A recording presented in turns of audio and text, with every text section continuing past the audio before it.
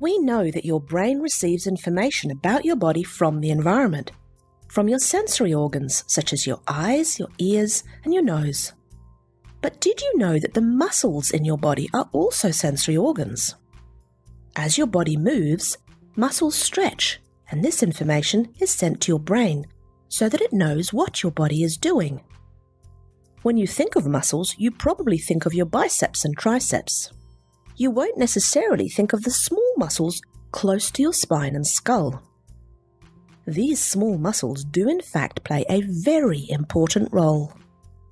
They tell your brain what your spine is doing, which represents what the core of your body is doing. But if your spinal segments begin to move in a dysfunctional way, for example due to an injury or bad posture, that communication between your spinal muscles and your brain becomes distorted, which means you have a communication breakdown between your brain and your body. If your spinal segments aren't moving correctly, it may cause background noise for your brain, or your brain might not get adequate information about what's happening in your body, and will therefore have to fill in the blanks. Let's explore an analogy. Imagine for a moment that you've lived in a house all your life, and that in this house there's a long dark corridor with no windows. At the end of the corridor is an electrical fuse box. Now imagine that the circuit breaker to the lights has blown, and you're pitched into complete darkness. Would you be completely helpless? Or could you walk down that corridor and turn the circuit breaker back on? Of course you could. You've lived there all your life. You would know roughly how long the corridor was and how wide it was. You would be able to get down there and turn the lights back on. Your brain is just as smart as that.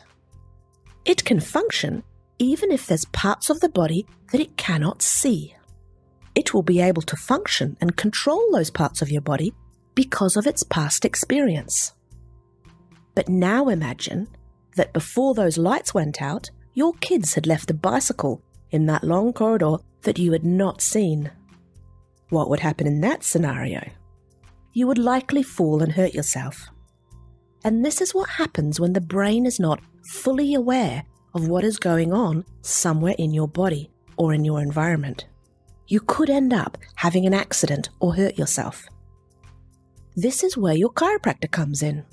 A chiropractor will gently adjust any dysfunctional spinal segments, or what they call vertebral subluxations, to restore healthy movement.